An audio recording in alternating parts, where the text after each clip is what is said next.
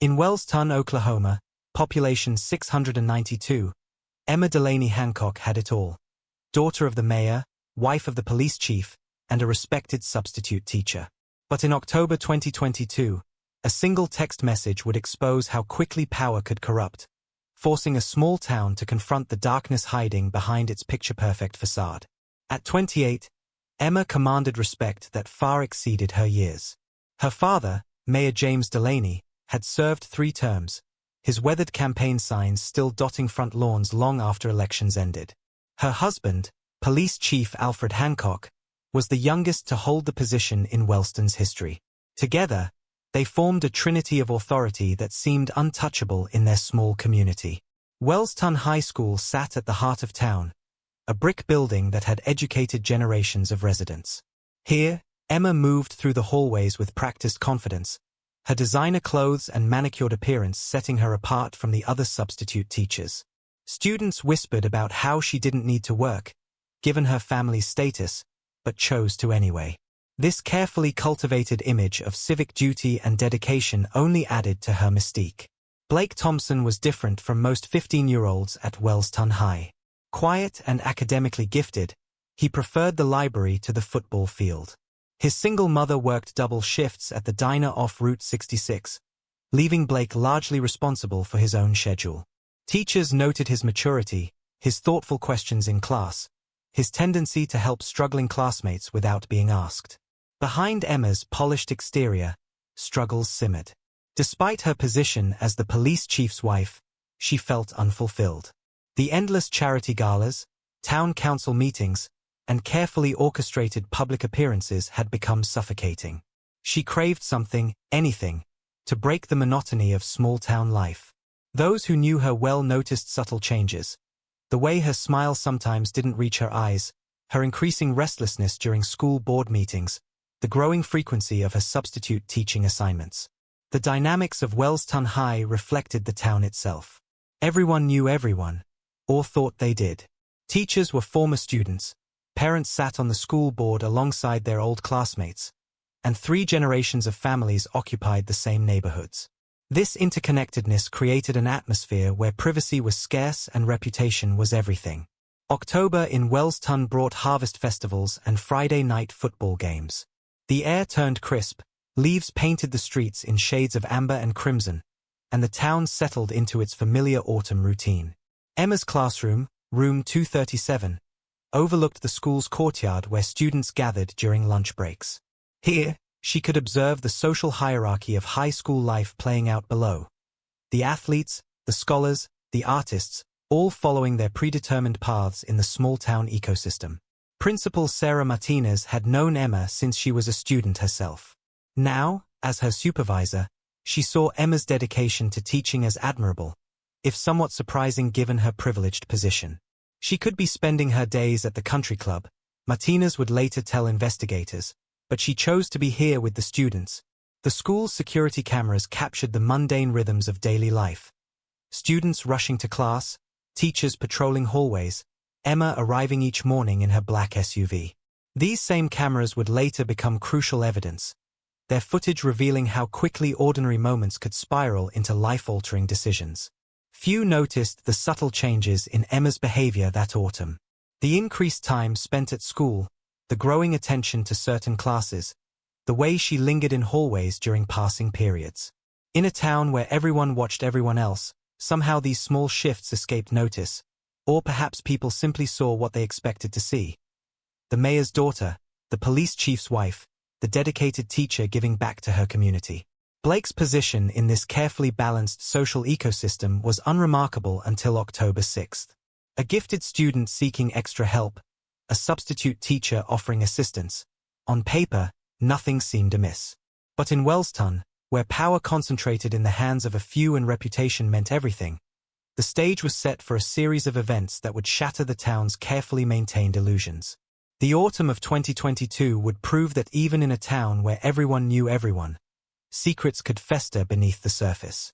The familiar faces and daily routines of Wellston concealed undercurrents of power, vulnerability, and choices that would soon pull the community into a maelstrom of scandal and soul-searching. As September gave way to October, No one suspected that the changing leaves outside room 237 were harbingers of an even more dramatic transformation about to sweep through Wellston. The town's foundations, built on family names, political connections, and carefully maintained appearances, were about to be tested in ways no one could have predicted. The events that would upend Wellston began innocuously on October 6, 2022. Room 237 had emptied after sixth period, but Blake Thompson lingered, seeking help with an assignment. Emma Hancock's offer of assistance, exchanging phone numbers to discuss homework, seemed unremarkable at the time. In a small town where teachers often maintained casual contact with students' families, no one questioned this initial interaction. Within hours, however, the dynamic shifted. That evening, as documented in court records, Emma sent a friend request to Blake on Snapchat. The platform, favored by teenagers for its disappearing messages, would later become crucial evidence in the investigation. The homework discussion never materialized. Instead, a pattern of increasingly inappropriate communication began. The school's security footage from subsequent days revealed subtle but concerning changes. Emma began appearing in hallways during Blake's class transitions. Her substitute assignments mysteriously aligned with his schedule. Fellow teachers would later recall how she volunteered for lunch duty in the cafeteria where Blake typically studied. Behind the scenes, digital exchanges escalated rapidly. Court documents revealed how Emma's messages grew more frequent and personal. She sent photos that crossed professional boundaries. When Blake responded with a shirtless picture, her reply revealed consciousness of guilt. "Are you trying to get me to lose my job?" Despite this momentary acknowledgement, she continued pursuing contact. Emma's position of authority colored every interaction. As the police chief's wife, her presence carried weight beyond her role as a substitute teacher. Students noticed how she used this influence, arranging to cover specific classes, manipulating school schedules to create opportunities for interaction. She allowed Blake special privileges, including the use of her personal vape pen, a detail that would later emerge in testimony. The school environment provided numerous opportunities for inappropriate contact. Security camera blind spots, supply closets, and empty classrooms became meeting locations. During lunch periods, Emma engineered private encounters under the guise of academic assistance. These meetings, as later documented, involved physical contact that crossed professional boundaries. Blake's involvement in school activities changed during this period. His attendance in certain classes became irregular. Friends noticed his increasing preoccupation with his phone, his sudden interest in visiting specific parts of the school during breaks. One friend, who would later become a key witness, observed Blake's unusual behavior and growing isolation from his usual social circle. Emma's fixation intensified as weeks passed. She monitored Blake's movements through the school, used her influence to access his schedule, and created situations that forced private interactions. Her behavior exhibited classic patterns of grooming, isolating the target, establishing secret contact, and leveraging authority to maintain control. The power imbalance became increasingly apparent. Emma's status in Wellston, combined with her role as an authority figure, created a situation where Blake felt unable to reject her advances. Her connections to both law enforcement and town leadership added layers of complexity to the developing situation. By early November, various school staff members had noticed concerning patterns. A counselor observed Blake's withdrawal from regular activities. Teachers noted Emma's frequent presence around his classes.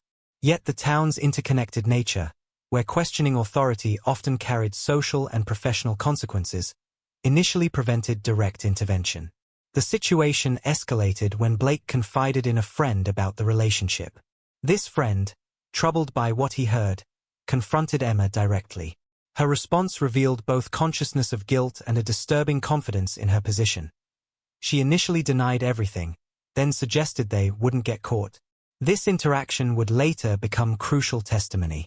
Emma's use of her position to maintain access and control became increasingly brazen. She leveraged her husband's position as police chief and her father's role as mayor to create an atmosphere where her behavior, though concerning, seemed untouchable. The small-town power structure that had once worked in her favor now enabled a dangerous pattern of behavior. The first signs of trouble surfaced in the teacher's lounge at Wellston High. English teacher Sarah Matthews noticed Emma Hancock's increasingly frequent presence in the sophomore wing, far from her usual assigned classrooms. Something felt off, Matthews would later tell investigators. She always had a reason to be there, but none of them quite added up. Marcus Reynolds, Blake's closest friend since middle school, became the first to directly witness the changing dynamics. A quiet, observant 16-year-old with a spot on the debate team, Marcus noticed subtle shifts in his friend's behavior. Blake stopped joining their regular study sessions in the library. His phone buzzed constantly during lunch, and he'd step away to check messages with an intensity that seemed unusual. Blake started making excuses to stay after school, Marcus later testified. He'd say he needed extra help with assignments, but he was getting straight A's. None of it made sense. The breaking point came when Marcus spotted Blake slipping into the supply closet near room 237 during lunch period. When Blake emerged 15 minutes later, Emma Hancock followed, straightening her blouse. By mid-October, whispers circulated among the student body. Emma's designer outfits became more carefully chosen, her makeup more precisely applied on days she substituted for Blake's classes. Junior varsity cheerleader Katie Martinez observed Emma watching Blake during football games, noting how the substitute teacher's attention seemed fixed on the bleachers rather than the field, where her husband, Chief Hancock, often stood with other town officials. The school administration's initial response reflected the complexities of small-town politics. Principal Martinez found herself in an impossible position. When you're dealing with someone connected to both law enforcement and town leadership, you need absolute certainty before taking action, she later explained to the school board. Several teachers brought concerns to department head Richard Coleman. The math department reported Emma volunteering for specific periods that aligned with Blake's schedule. The physical education teacher noted how she'd appear in the gym during his class time, claiming to need equipment from the storage rooms.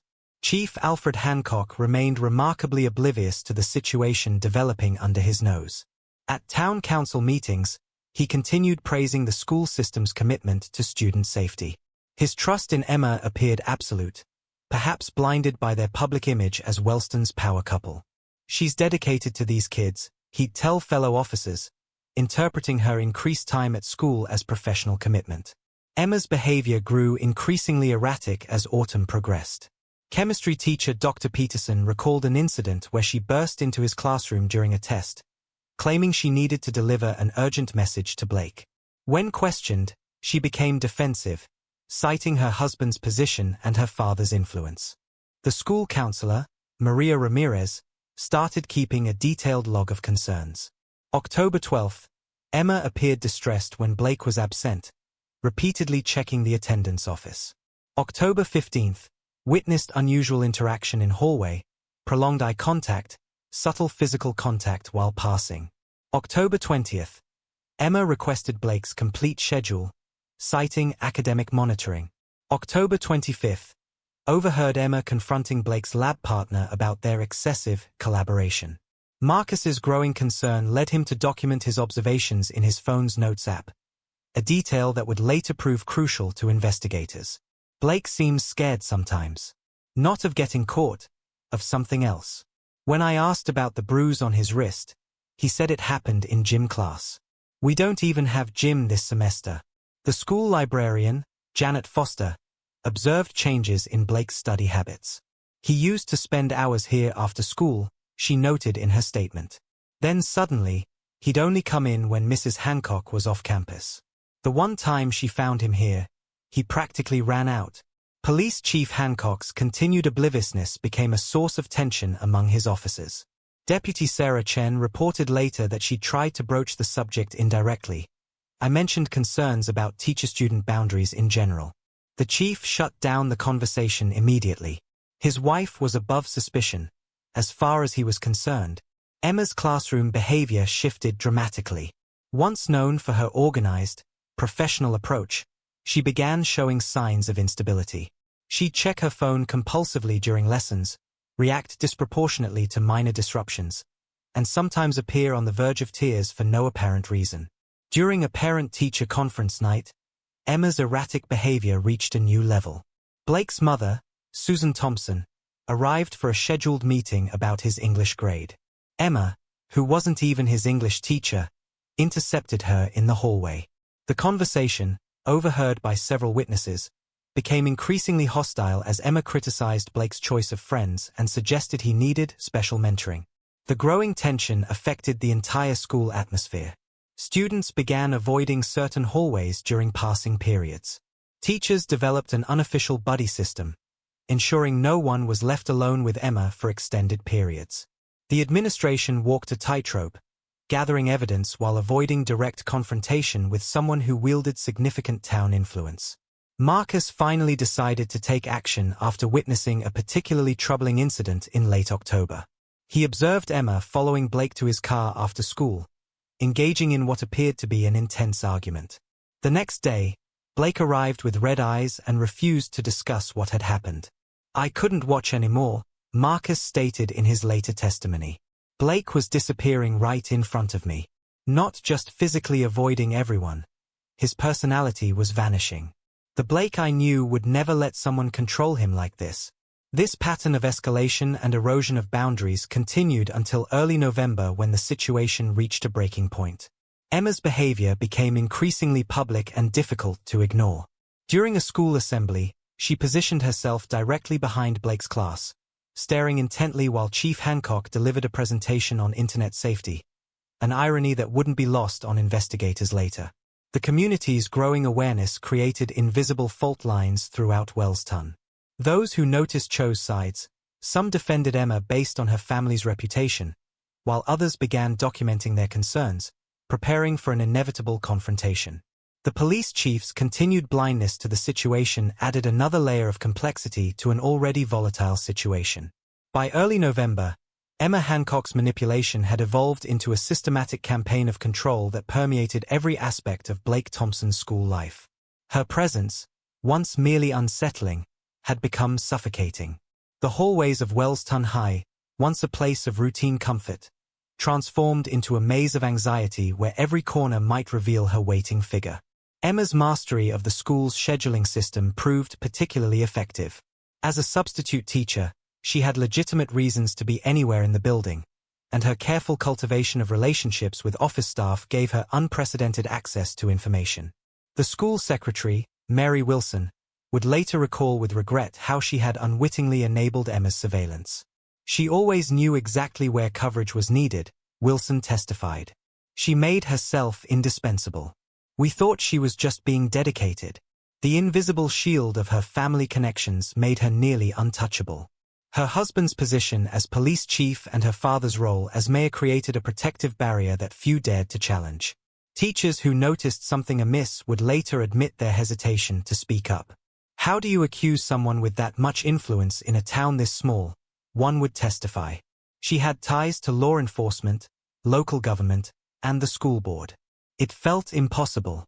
Blake's daily routine became a carefully orchestrated dance of avoidance that inevitably failed. Emma seemed to materialize wherever he went, her presence justified by one official reason or another. She volunteered for library supervision during his study periods, eliminating what had once been his sanctuary. When he tried changing his routes between classes, she adapted, always one step ahead, always waiting. The digital surveillance became relentless. Emma monitored his every online move, demanding immediate responses to her messages at all hours. Through her husband's credentials, she gained access to school security cameras, tracking Blake's movements throughout the day. She created multiple social media accounts to monitor his activities, her watchful presence extending far beyond school grounds. The impact on Blake's academic performance was impossible to ignore. His English teacher, Sarah Matthews, watched his transformation with growing concern. The once engaged student who eagerly participated in class discussions now sat silent, his eyes fixed on his desk or darting anxiously toward the door.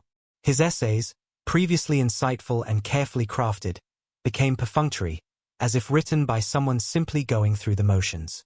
Emma's methods of ensuring silence revealed a sophisticated understanding of small-town dynamics. She never made direct threats. Instead, she wove a web of implications. "It's wonderful how supportive the police department is of college recommendations," she would say casually, Or, your mother works so hard at that diner. It would be shame if anything disrupted that. Each comment carried weight, each suggestion loaded with unspoken consequences. Emma's grip on Blake's daily life tightened as November wore on. Her manipulation of the school's scheduling system reached new levels of sophistication. As substitute assignments were posted each week, Emma's name mysteriously appeared in classrooms adjacent to Blake's regular schedule. The school secretary, Mary Wilson, would later testify that Emma had offered to help computerize the substitute scheduling system, giving her unprecedented access to planning. "I need to observe more sophomore classes," Emma told Principal Martinez, crafting elaborate explanations about professional development and curriculum assessment. Her carefully constructed reasons always positioned her in Blake's orbit. During passing periods, she materialized in hallways he couldn't avoid. During lunch, she arranged duty schedules ensuring she monitored his area.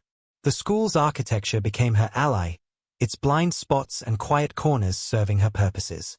Her position as police chief Alfred Hancock's wife added a particularly sinister dimension to her control. When Blake tried skipping school one day, Emma arranged for a patrol car to check on him at home, citing concern for his welfare. The responding officer, believing he was doing a favor for his chief's wife, unknowingly participated in her surveillance. She began dropping casual mentions of her husband's authority into conversations with Blake. How the police department monitored social media, how they could track cell phones, how they knew everything that happened in Wellston. The digital surveillance became suffocating. Emma demanded Blake keep his phone's location services enabled, justifying it as a school safety requirement. When he didn't respond to her messages immediately, she would appear at his next class, citing administrative concerns that required immediate attention. Through her husband's position, she gained access to school security camera feeds, watching Blake's movements throughout the day from her phone. In the classroom, Emma's control manifested in subtle ways that nonetheless broadcast her authority. She assigned seats that isolated Blake from his friends, cited non-existent dress code violations to send his classmates to the office, and found reasons to keep him after class. During these moments, her demeanor shifted between sympathy and threat, a psychological manipulation that left Blake increasingly uncertain of his own judgment. The impact on Blake's academic life became impossible to ignore. His debate team coach noticed first. The once passionate speaker now declined participating in tournaments. His chemistry teacher reported incomplete lab work, his English essays grew short and perfunctory, his math homework showed careless errors. When teachers expressed concern, Emma intercepted their communications, citing her role as his designated academic mentor. The isolation deepened as Emma systematically cut off Blake's support systems. She discouraged his closest friend Marcus from enabling academic distractions. She requested Blake's removal from group projects, citing concerns about his focus. When his Spanish teacher, Mr. Rodriguez, expressed concern about these changes, Emma arranged for a surprise classroom observation that resulted in a negative report about his teaching methods. At home, Blake's mother Susan noticed changes but struggled to interpret them. Working double shifts at the diner left her little time to investigate why her son no longer hung out with friends or why he jumped every time his phone buzzed. Emma had carefully cultivated Susan's trust, presenting herself as a concerned educator looking out for Blake's best interests. At a crucial age, Emma would tell Susan during carefully orchestrated encounters at the diner, "I'm just trying to keep him focused on his future." Emma's control extended beyond school hours. Her black SUV appeared regularly in Blake's neighborhood, her presence justified by her husband's position in law enforcement. She began showing up at his weekend job at the local bookstore, claiming to be supporting local businesses. The bookstore owner, intimidated by her connections to town leadership, didn't question her frequent visits. The psychological toll mounted. Blake's school counselor noted he had trouble maintaining eye contact during their mandated meetings. His once confident posture became hunched and defensive. During class presentations, his hands shook visibly. When other teachers tried to intervene, Emma was always one step ahead, armed with plausible explanations and her powerful connections. By late November, Blake's world had shrunk to a carefully controlled space where Emma's influence touched everything. His phone buzzed constantly with her messages, each carrying subtle reminders of her authority. His school schedule had been so manipulated that every hour brought some form of contact with her. His attempts to avoid her became increasingly futile as she anticipated and blocked each escape route. The few times Blake attempted to hint at his situation to other adults, Emma's response was immediate and overwhelming. She arranged, concerned, meetings with his mother, suggested his behavior might need official intervention, and reminded him how much influence she had over his future. Her position as the police chief's wife meant that even school administrators hesitated to challenge her authority directly. The breaking point approached as Blake's isolation deepened. His previous social circle had dwindled to almost nothing. Emma had engineered his removal from extracurricular activities, citing academic concerns. His grades, once exemplary, now reflected his growing distress. The vibrant, engaged student who had started the school year was vanishing, replaced by a shadow that moved through hallways with fearful eyes, always aware of Emma's watching presence. The control tactics that had seemed subtle in October became blatant by November's end. Yet Emma's position in Wellston's power structure made her seemingly untouchable. It would take an unexpected act of courage from an unlikely source to finally bring her carefully constructed system of control crashing down. On a cold morning in early November 2022, Marcus Reynolds sat nervously in school counselor Maria Ramirez's office, his hands clutching a phone filled with screenshots and text messages. The decision to come forward had kept him awake all night, torn between loyalty to his friend and the growing certainty that something had to be done. "Blake isn't Blake anymore," he told Ramirez, his voice barely above a whisper. "And Mrs. Hancock, she's always there. Always watching." What began as a concerned student's report quickly escalated beyond Wellston High's administrative capacity. Ramirez, bound by mandatory reporting laws, contacted the Lincoln County Sheriff's Office. The decision to bypass the Wellston Police Department was deliberate. Chief Hancock's connection to the case made local law enforcement involvement impossible. Detective Sarah Morgan from Lincoln County arrived within hours.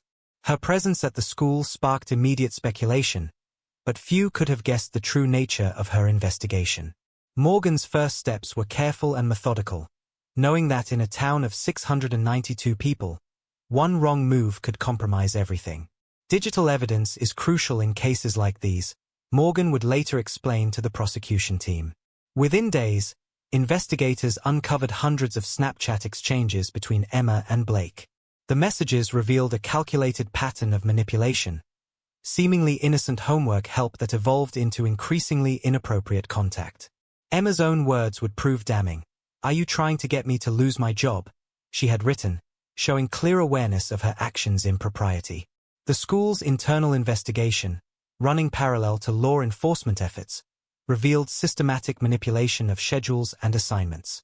Administrative assistant Mary Wilson provided records showing how Emma had orchestrated her substitute assignments to align with Blake's schedule. Security footage revealed frequent, accidental, encounters in hallways and suspicious meetings in isolated areas of the school. As the investigation progressed, Police Chief Alfred Hancock's position became increasingly untenable. Initially defensive of his wife, his stance shifted as evidence mounted. The hardest part was watching Chief Hancock realize the truth, Deputy James Martinez would later recall. You could see him struggling between his roles as husband and law enforcement officer. The impact on Blake's education was immediate and severe. As word of the investigation spread, attending classes became impossible. Principal Martinez worked with the Thompson family to arrange remote learning options, but the damage was done. Blake, once ranked near the top of his class, watched his academic future unravel. Wellston's reaction to the emerging scandal reflected the complex dynamics of small-town life. The community split into factions, those who supported the Hancock family based on years of goodwill, others who stood with the Thompsons, and many who simply withdrew, uncomfortable with the collapse of their town's power structure. The digital evidence collection proved particularly damning. Forensic analysis of Emma's phone revealed not just inappropriate messages but a pattern of surveillance and control. She had used multiple social media accounts to monitor Blake's activities, installed tracking software, and maintained detailed notes about his daily movements. Within the school, teachers began coming forward with observations they had previously dismissed. The puzzle pieces assembled into a disturbing picture of systematic grooming and manipulation. Emma had used her position and connections to create a web of control that extended far beyond normal teacher-student interactions. As November progressed, the investigation expanded beyond Wellston's borders. The Oklahoma State Bureau of Investigation joined the case, bringing additional resources and expertise. Their involvement signaled the seriousness of the situation and helped insulate the investigation from local political pressures. The strain on Police Chief Hancock became visible in his public appearances. His usual confident demeanor cracked, replaced by a haunted look as he recused himself from any involvement in the case. His position in the community, once unassailable, now teetered on the edge of collapse. Blake's mother, Susan Thompson, emerged as a fierce advocate for her son. Working with investigators while maintaining her diner shifts, she embodied the resilience that would eventually help bring Emma to justice. "My son's life was being stolen in plain sight," she would later testify. "And everyone who should have protected him was looking the other way." On April 13, 2023, Emma Delany Hancock surrendered to authorities at the Lincoln County Sheriff's Office. The scene was carefully orchestrated, no media present, no perp walk, just a quiet entry through the back door befitting her status in Wellston. She wore a navy blue blazer and carried herself with the same poise that had once commanded respect in school hallways. Only the slight tremor in her hands betrayed her inner turmoil. The charges were devastating: 3 counts of soliciting sex with a minor through technology and 2 counts of lewd or indecent acts to a child under 16. The indictment painted a picture of calculated grooming and abuse of authority that shocked even those who had followed the investigation closely. District Attorney Rebecca Martinez took personal charge of the prosecution. "This case isn't just about the specific charges," she told her team. "It's about the abuse of power in its most fundamental form." The prosecution strategy focused on demonstrating the systematic nature of Emma's actions, showing how she had used her position and connections to create an environment of control and isolation. The evidence presentation was meticulous. Digital forensics experts reconstructed deleted Snapchat conversations. School security footage showed patterns of stalking behavior. The substitute teaching schedules revealed systematic manipulation of school resources. Each piece built upon the last, creating a damning portrait of predatory behavior. The trial's most dramatic moment came when Police Chief Alfred Hancock took the stand, not for the prosecution, but in defense of his wife. His testimony revealed a man struggling to reconcile his roles as law enforcement officer and husband. "I know my wife," he insisted, even as the evidence suggested otherwise. His unwavering support of Emma, despite the mountain of evidence, divided the community further. The jury's deliberations lasted 3 days, reflecting the complexity of the case and the community's divided loyalties. The split verdict, guilty on 1 count of soliciting sex with a minor through technology but acquitted on the others, reflected both the strength of some evidence and the challenges of proving every charge beyond reasonable doubt. The impact on Blake's family was profound. His mother Susan, speaking to local media after the verdict, described the toll on her son. His entire high school experience was stolen. The sports events, the prom, walking across the stage at graduation, all of it taken because someone we trusted abused their power. Wellston itself became a town divided. Long-standing friendships fractured along lines of loyalty. The mayor's office, led by Emma's father, faced calls for increased oversight of school policies. The police department underwent internal reviews of nepotism and conflict of interest procedures. Every institution that had failed to protect Blake faced public scrutiny and demands for reform. The sentencing hearing brought the case's impact into sharp focus. Judge Sarah Williams, addressing a packed courtroom, spoke directly to the broader implications. "This case demonstrates how power and privilege can be weapons, how authority can become a tool of abuse. The sentence must reflect not just punishment, but deterrence." Emma's sentence, 6 years and 3 months in prison, sparked heated debate. Some felt it too lenient, others too harsh. The requirement to register as a sex offender upon release ensured her actions would have lifelong consequences. The civil suit filed by Blake's family ensured the case's repercussions would continue long after the criminal proceedings ended. Their lawyer made it clear, this wasn't about money, but accountability. The suit named not just Emma, but also sought to hold the school system accountable for its failure to protect students from abuse of authority. Blake's road to recovery began slowly. Transferred to a private school in Oklahoma City, he worked with counselors to process the trauma. His mother moved the family away from Wellston, seeking anonymity and a fresh start. "Some wounds don't heal," she told reporters. "But we refuse to let this define his future."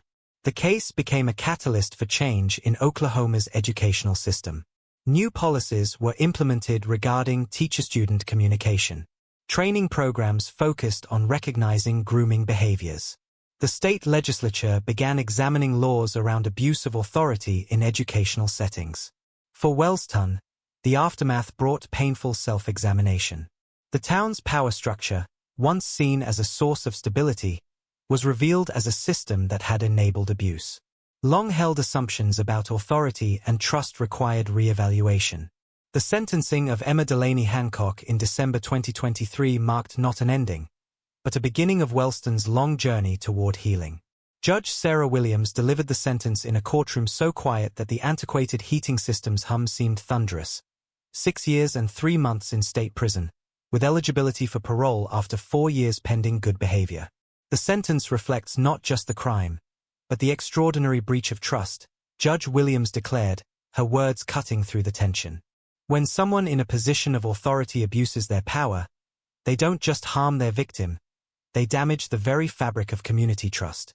The Oklahoma Department of Corrections classified Emma as a minimum security inmate, assigning her to Mabel Bassett Correctional Center. The irony wasn't lost on Wellston residents. The former mayor's daughter, who once commanded respect in designer clothes, now wore state-issued orange. Prison officials noted her adjustment was difficult. The woman who once wielded authority now found herself stripped of every privilege. The sex offender registration requirements proved particularly severe. Upon release, Emma would face decades of restrictions. No living near schools, no internet access without monitoring, regular check-ins with probation officers. Her teaching license was permanently revoked, and her name would appear on public registries. A digital scarlet letter ensuring her past would follow her anywhere. Blake Thompson's family pursued their civil lawsuit with quiet determination. Their attorney, Michael Carter, made their intentions clear. This isn't about money. It's about accountability, not just for Emma Hancock, but for every institution that looked the other way. The suit named the school district, arguing their negligence in oversight had enabled the abuse. For Blake, the challenges continued long after the headlines faded. Relocated to Oklahoma City, he struggled with trust issues and anxiety. Simple things, a text message notification, a black SUV similar to Emma's, even the smell of the perfume she wore, could trigger panic attacks. His new school provided accommodations, but the trauma's impact persisted. The hardest part, his mother Susan confided to victims' advocates, is watching him try to rebuild normal teenage experiences. Every relationship, every authority figure, every institution. It all comes with new layers of fear and doubt. The family found support in survivor groups, connecting with others who understood the unique challenges of healing from abuse of authority. The educational impact rippled beyond Blake's personal experience. Wellston High School underwent a complete policy overhaul. New guidelines restricted teacher-student communication to official channels only. Security cameras were installed in previously unmonitored areas. Staff underwent mandatory training on recognizing grooming behaviors and reporting suspicious conduct. The Oklahoma State Department of Education launched a comprehensive review of substitute teacher oversight. The case exposed dangerous gaps in the system, how easily someone with connections could manipulate school access, how power structures could silence concerns. New state regulations emerged, requiring enhanced background checks and monitoring of substitute teachers' scheduling patterns. Police Chief Alfred Hancock submitted his resignation in early 2024, his position untenable after defending his wife at trial. His departure marked the end of an era in Wellston law enforcement, prompting discussions about separating personal relationships from professional duties in small-town governance. The community healing process proved complex and painful. Town hall meetings became forums for difficult conversations about power, trust, and responsibility. Longtime residents grappled with their own roles. Times they'd noticed something odd but stayed silent. Moments when deference to authority overshadowed protective instincts. Mayor James Delany, Emma's father, faced his own reckoning. Initially defensive of his daughter, he eventually acknowledged the damage done. In his final public statement before stepping down, he spoke of the need for change. When power becomes a shield for wrongdoing, when influence silences victims, we failed as leaders and as a community. Wellston's recovery emerged in small steps. The school district established a student advocacy office, independent from administrative influence. Anonymous reporting systems were implemented. Community groups formed to discuss healthy boundaries and responsible authority. Each initiative aimed to rebuild what Emma's actions had shattered. Trust in institutions meant to protect the vulnerable. Blake's story became a catalyst for change beyond Wellston's borders. Other Oklahoma school districts examined their own policies. State legislators proposed Blake's Law, aimed at strengthening penalties for authority figures who exploit their positions to harm minors. Advocacy groups used the case to highlight how power structures can enable abuse. The Thompson family's relocation symbolized both loss and hope. Leaving Wellston meant abandoning roots, friends, and familiarity. Yet distance provided space for healing. In their new community, where no one knew their story, Blake slowly began reclaiming normal teenage experiences. Joining clubs, making friends, even considering college applications. As 2024 progressed, Wellston struggled to define its new normal. The power structure that once seemed immutable had crumbled, replaced by heightened awareness and cautious optimism. The town's population remained small, but its understanding of authority, responsibility, and protection had grown immeasurably. The case's legacy lived on in changed policies, strengthened oversight, and a community forever altered by the recognition that authority without accountability breeds abuse. For Blake Thompson, each day brought small victories in healing. For Wellston, each reform and honest conversation moved them closer to becoming the protective community they should have been all along. The final chapter of this story remains unwritten, shaped by ongoing efforts to prevent similar abuses, by Blake's continuing journey of recovery, and by a small town's determination to learn from its failures and build a safer future for all its children.